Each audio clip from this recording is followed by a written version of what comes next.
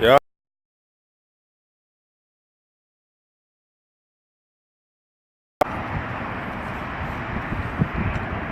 People on the highways and byways. Gas station. People walking. Summer is breaking. Things are happening for people. Yeah, it's an awesome view. The dynamics of the world are changing every day, and our life is changing. Well, we haven't talked in a long time from a dating perspective, and I thought it would be more appropriate to do it now that summer is fastly approaching, and we are now in spring. So I hope that everybody's day is going well, and you are spry. I hope that your day is eventful. But yeah, we haven't talked dating talk since last year. So let's get right into it. Yesterday I was looking at some ratchet TV. I haven't seen. This is probably the third or second episode of Love and Hip Hop I've ever seen. So, I was looking at it on demand. And they had, I don't even know the characters. I just know Little Scrappy and I know Young Jock. But there was one person in particular. There was one person in particular. She was light-skinned, long hair. I don't know her name. Really, really, really loud. Extremely loud. And while I was looking at it, I had to question myself. Would I ever date her? And the answer is no. And we were in, and the reason being is she doesn't fit. She can never fit my life. She can never fit my lifestyle. She can never fit where I'm trying to go. In the barbershop, in the barbershop we have certain conversations about certain things, and oftentimes, more often than not, it's about women and different perspectives. So this past week we were talking about the different levels and different types of women, and I want to marry the two. I want to marry Love and Hip Hop and my conversation in the barbershop. So we're having this conversation, and my barber said that they were out the other day, him and a guy. They went to this ratchet place, and a girl walked by. Now the guy, he's almost a millionaire. The girl that walks by wasn't even on his level. Didn't fit who he was, didn't fit his lifestyle, but he tried to make her fit. And so he tried to talk to her, couldn't have a conversation with her at the bar, but he tried to force her to fit. And how often, what's up, Lex? And how often we try to make people fit. It's a dangerous thing to try to make somebody fit in your life just for the sake of saying that I have something in place.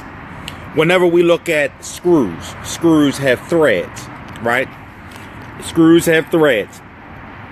And if you screw the screw in the wrong place, it loses its thread and it no longer fits. Thereby, when water comes and things of that nature, it's able to seep through. And when it seeps through, it just wrecks the whole, it just messes up the place.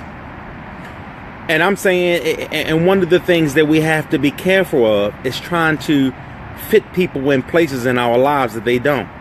Then it's two different perspectives that this is my opinion, you can take it for what it's worth, but I think I've been around the block long enough. And so what happens is that from a male's perspective, this is funny. Men will try to fit women in any which way, whether it be just for a jump off, whether it be just to have a one night stand, You know, we not trying, you know, some men, they're not trying to wife them, they trying to one night them. But women have a different perspective, and especially in certain cities and certain areas. You know, sometimes I think it's too cold to ride a bike. I know y'all hear it, but nevertheless, women have a whole nother, a different perspective. What you find in today's age is that women who are on a higher level, but they try to make men fit on a lower level. That they don't even have nothing in common. They don't communicate really, but women in this day and age want to be more babysitters. Let me give it to you again. What I find, and this is my opinion, and I think I'm very observant, and I've talked to several women, what you find in today's age is that you have women that are more babysitters and babysitters than companions. Y'all ain't gonna like me today. And what you find is that you have men. Let me tell you something. Men really don't change. We'll just take a rat. We'll take anything. You know what I mean? And just make them fit in, just to fit our mold for that moment. Whereas women, they try to make the men fit the mold from here until eternity, if permitted. But you find them babysitting, and what happens? They continually just and nanny boo boo and try to nurture somebody who can never be, who can never fit the mold, and thereby they waste their time. The men are good enough to be in the household with them, but not good enough to take around their friends or take around their mother or take around their father. So what happens is that they'll end up in a relationship for 7 years, 10 years with somebody who don't even fit. And then you have men who will date and don't mind being single, but still have a playing field.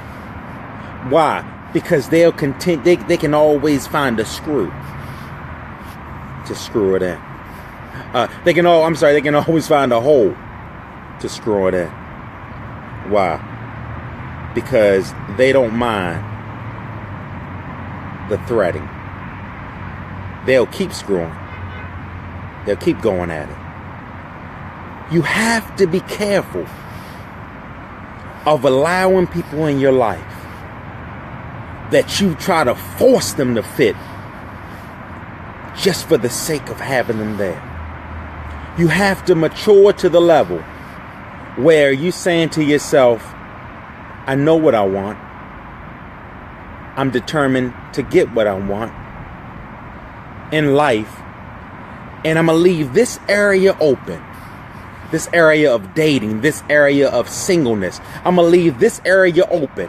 So when God brings that person to me, it's already open. I'm not talking about having other, I'm not talking about singleness, meaning that I'm single, but I have a nail. So whenever I needed something bang, the nail is always there to call. I'm not talking about that singleness.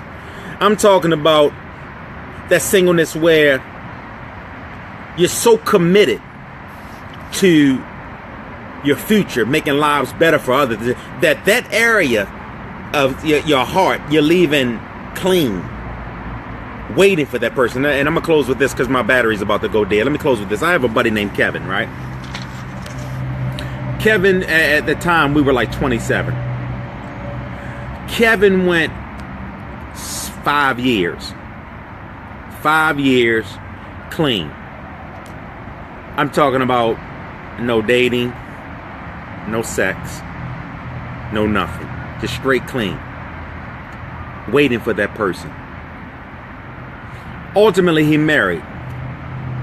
And what he didn't know was the girl that he married. And it was no premarital sex or anything of that nature. What he didn't know was that the girl that he married was a virgin. And now, 10 years later, they have several kids. He owns his own business. And his wife is loyal as they come. But he was willing to make the sacrifice He was like, I'm not going to dummy down. I don't want to force anybody to fit. You know what I'm saying? I'm not trying to, just go around and have jump offs all my life. My life has to mean more to me than jump offs. That goes for men and women. Your life has to mean more to you than a jump off moment. And so what happens is that ultimately, now I just saw him now, he's pastoring. He waited 5 years. And some of us don't even want to wait 5 days. Mature to be who you were called to be, to the position. Mature to the position that you want in life. The position of having somebody on your side that's going to hold you down. That's a ride or die. And y'all can reach the levels together that nobody else wish.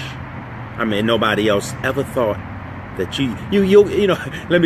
you'll get that person that come along that you've been waiting your whole lifetime for, and you guys will be the power couple that's traveling the world, it's helping others. But that can't be if you keep putting people in place that don't fit. Don't let that happen. Don't be that person. Don't be that woman who's been ran through more than a harbor tunnel, trying to just having anybody there to fit. Don't be that guy who's going around and you get something that you can't get rid of, just letting anybody come around. No more placeholders. Let's make this thing happen. I'll holler at you.